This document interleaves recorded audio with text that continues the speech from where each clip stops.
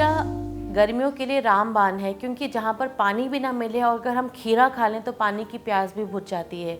इसीलिए हम सभी को कहते हैं कि अपने पास खीरा ज़रूर रखें, क्योंकि इसमें वाटर कंटेंट बहुत अच्छा है और अच्छे अमाउंट में इसमें फ़ाइबर है। क्योंकि जिसको कॉन्स्टिपेशन की प्रॉब्लम है और बहुत ज़्यादा प्यास लगती है या बहुत ज़्यादा गर्मी लगती है, वो खीरे को छील कर धोकर काला नमक डाल के लेगा तो उसकी प्यास भी बुझेगी, कॉन्स्टिपेशन से भी वो दूर भागेंगे और साथ ही साथ गर्मी से भी राहत मिलेगी, क्योंकि इसकी तासीर बहुत ठंडी है।